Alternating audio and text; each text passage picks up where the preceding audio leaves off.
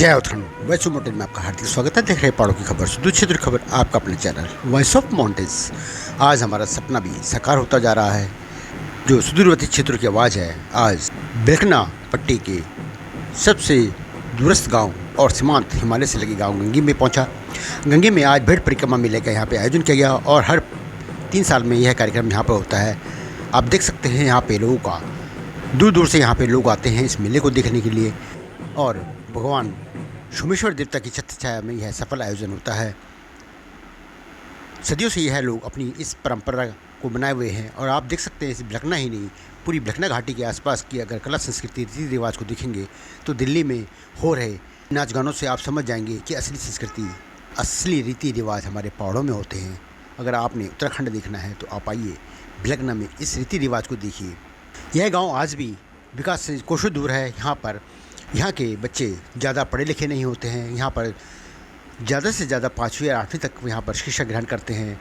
क्या कारण है कि यहाँ यह लोग विकास से कोसों दूर हैं और शिक्षा का यहाँ पर अभाव है और प्लान तो यहाँ पर बिल्कुल ना के बराबर ही है। आइए देखिए उत्तराखंड की संस्कृति के दर्शन कीजिए और जानिए क्या है भेड़ परिक्रमा का मकसद। यहाँ से जायजा ले रहे हैं हमारे सहयोगी दीपक मठानी के साथ अनुकरण सेमवाल।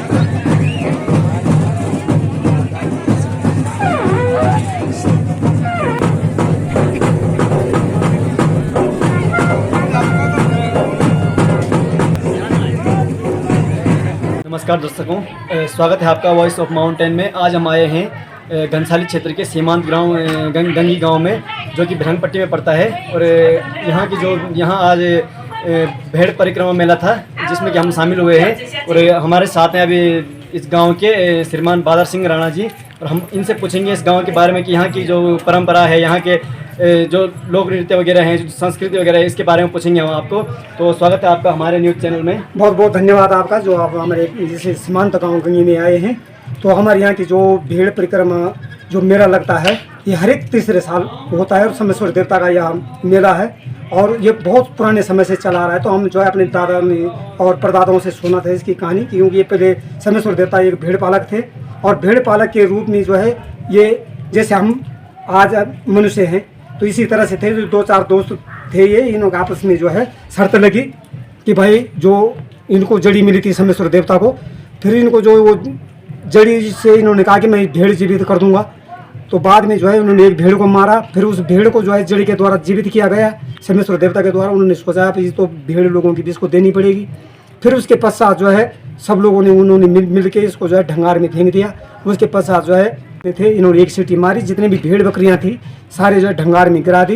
तो तभी से जो है इसके साथ ये भी भेड़ और बकरियों का मेला होता है जी। तो जैसे अभी हमें राणा जी ने बताया है कि सोमेश्वर देवता जो हैं, जो एक भेड़ पालक थे, तो इन्हीं के मतलब ये परंपरा है कि इनका मेला लगता है। और मैंने यहाँ पे एक चीज़ और देखी है कि यहाँ जो पढ़ाई का माहौल है ये बहुत कम है। यहाँ के जो बच्चे हैं कम पढ़े लिखे होते हैं, कोई तो बिल्कुल ही पढ़ा लिखा नहीं होता है, लेकिन जो भी अगर कोई होता है तो ज़्यादा से ज़्यादा 5वीं या 8वीं पढ़ा लिखा होता है। तो मैं इस बारे में मतलब पूछना चाहूँगा आपको कि आपने कभी कोशिश नहीं की, क्योंकि आप स्वयं एक शिक्षक हैं, अध्यापक हैं, आप कभी आपने कोशिश नहीं की यहाँ कोई इंटर कॉलेज बने या कोई उच्च मतलब हाई स्कूल बने, इस मामले में मतलब आपने किसी को कभी सूचना नहीं दी या कोई प्रस्ताव नहीं रखा आपने? देखिए धीरे धीरे जो है यहाँ पर शिक्षा में जो है प्रगति हो रही है और धीरे धीरे जो है हमारे यहाँ जो आजकल जो हमारी बेटियाँ हैं और तमाम जो है आजकल स्कूल में आने लग गई हैं। लेकिन यहाँ पर एक मुख्य कारण ये है शिक्षा का कि कुछ महीने जैसे गंगी में रह गए तो कुछ महीने जो है इधर उधर चले जाते हैं दूसरे गाँव में, और वहाँ पर इसके कारण जो है यहाँ से शिक्षा का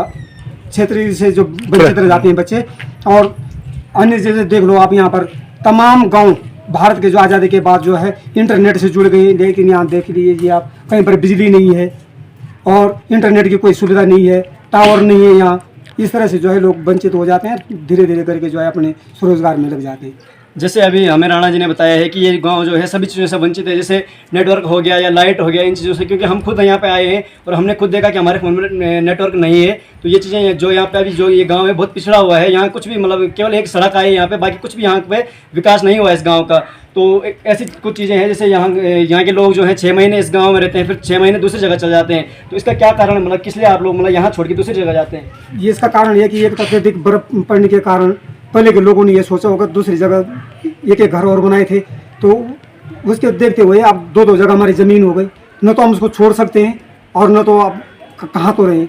अब आप धीरे धीरे करके जब यहाँ रहेंगे तो 5 फीट बर्फ गिर जाती है, फिर रहेंगे भी तो रहेंगे कैसे रहेंगे ये।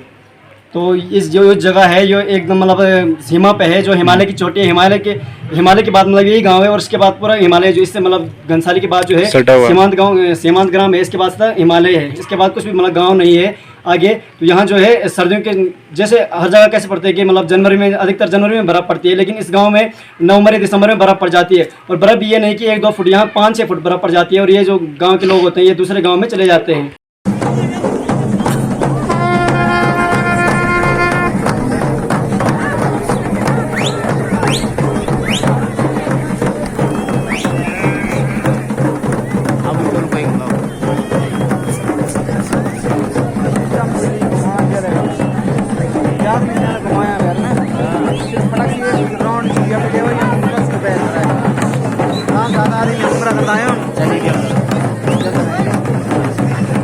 जय उत्तराखंड, पहाड़ से जुड़ी खबरों को वॉइस ऑफ माउंटेन्स आपके लिए लगातार ला रहा है। यदि आपने हमारा चैनल अभी तक सब्सक्राइब नहीं किया तो प्लीज सब्सक्राइब कीजिए, घंटी बजाइए, शेयर कीजिए, कमेंट्स कीजिए और लाइक जरूर कीजिए। देखते रहिए वॉइस ऑफ माउंटेन्स।